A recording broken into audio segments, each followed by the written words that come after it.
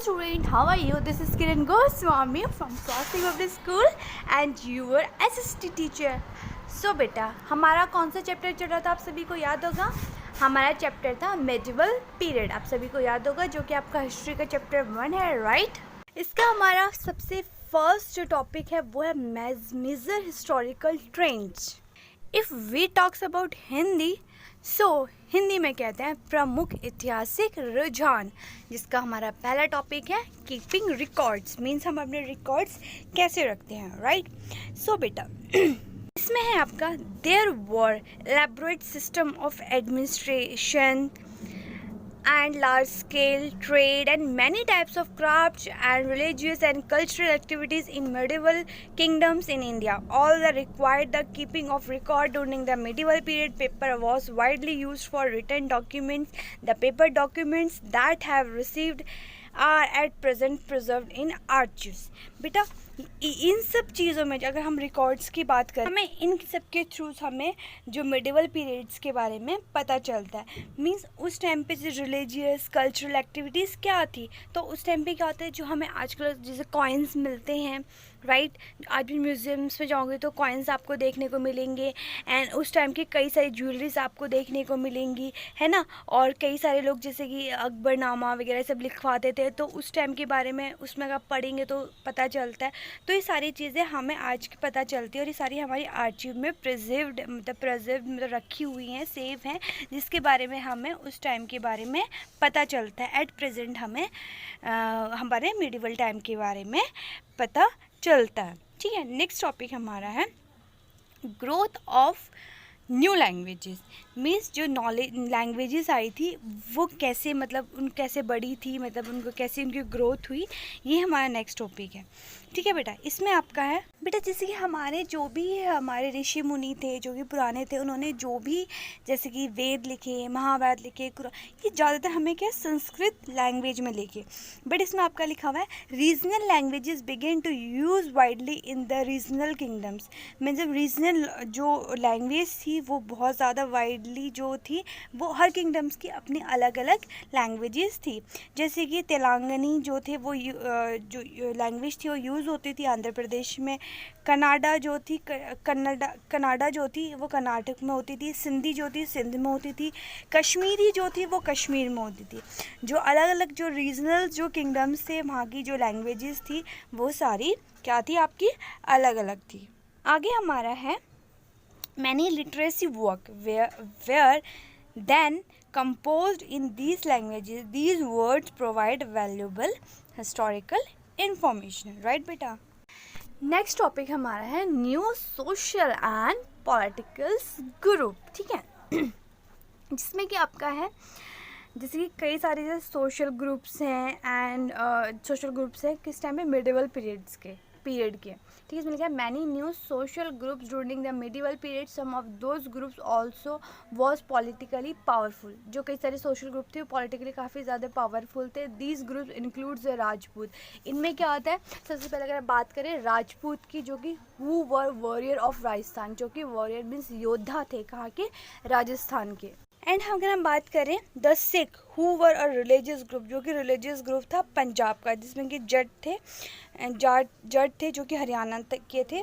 Who were farmer, जो कि farmers थे. ठीक है बेटा, तो ये थे सोशल ग्रुप्स थे मिडिवल पीरियड के जो थे काफ़ी, और कई सारे जो है काफ़ी स्ट्रॉन्ग थे. राजपूत की बात करें तो ये काफ़ी ज़्यादा स्ट्रॉन्ग थे, है ना?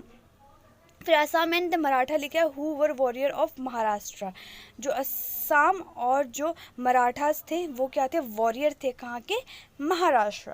ठीक है बेटा, तो ये था हमारा आपका new social and political group. And इसके थोड़ा आगे है, जिसमें क्या many new social groups were absorb into the caste system. कई सारे जो थे वो कास्ट सिस्टम पे थे. जैसे एग्जांपल है Rajput who always want to be heroic and noble came under the caste Kshatriya. मतलब ये क्या थे, जो आपके जैसे एग्जांपल देके आपके क्या थे, जो क्या लिखा है आपके राजपूत जो थे वो हमेशा क्या थे, मतलब वो कुछ कास्ट में आते थे, वो क्षत्रिय कास्ट में आते थे. आज भी अगर आप देखेंगे कि मतलब दिस पीरियड, मतलब मॉडर्न टाइम में देखेंगे तो हर क्या अलग अलग कास्ट सिस्टम आते हैं. मीन्स ये क्षत्रिय हैं, ये पंडित है, ये शूद्र हैं, है ना?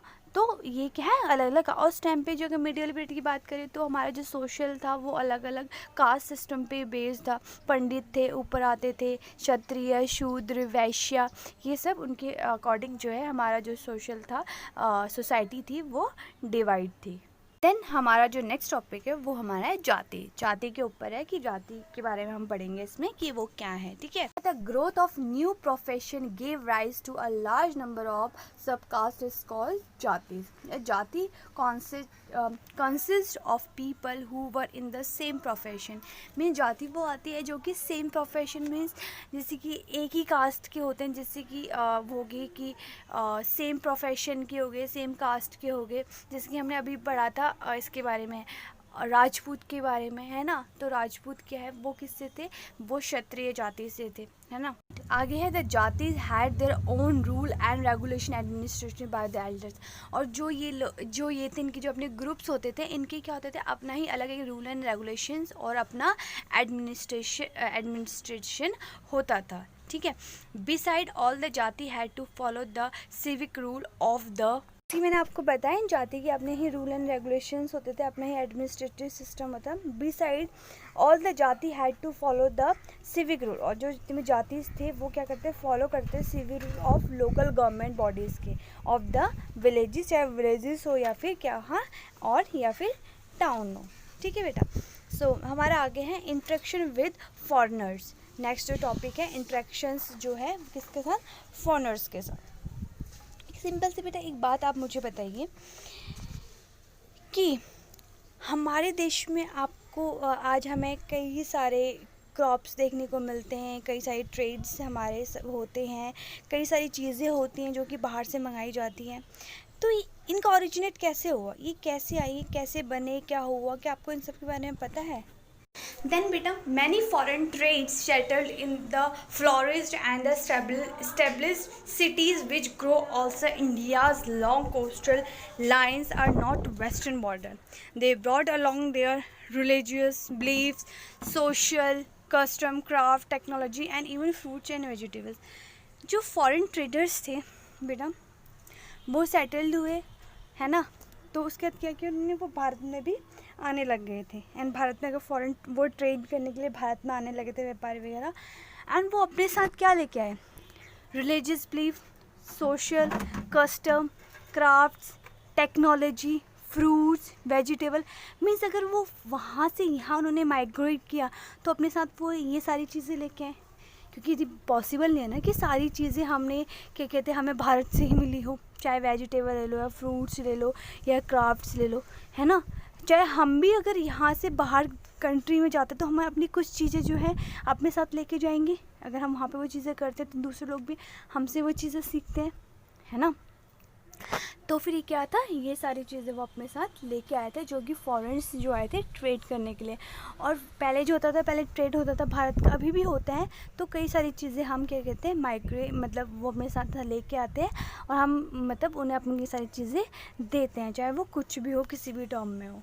पर कुछ एग्जाम्पल्स दिए हैं, जैसे कि इसमें देखा है कि Chinese agriculture and lychees and the Parsi water wheel, the Turk brought plum, peach, apricot, melon, orange, lemon, ये सारी चीज़ें वो अपने साथ मतलब लेके आए थे, ठीक है बेटा।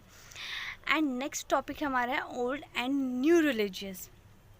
ये हम नेक्स्ट क्लास में पढ़ेंगे। और मैंने ये आपको इसमें जो स्क्रीन पे आपको जो दिख रहा है ये आपको पढ़ना है, समझना है, ठीक है। लेकिन मैं आपको इसको डिस्कस करूँगी नेक्स्ट क्लास में कि इसमें क्या था, क्या मतलब किससे रिलेटेड था, इसमें कौन से रिलीजियस की बात करी है ना, और कौन से रिलीजियस में क्या था, ये सारा हम नेक्स्ट क्लास में करेंगे। बट ये ध्यान से पढ़ लेना, इसमें क्या क्या मेंशन है, क्या क्या लिखा हुआ है, ठीक है। ये आपका आज का होमवर्क रहेगा, न्यू और ओल्ड रिलीजियस वाला जो टॉपिक है, you have to read that and it's your homework, ठीक है बेटा। सो फिर मिलते हैं नेक्स्ट क्लास में, तब तक के लिए bye, take care, see you.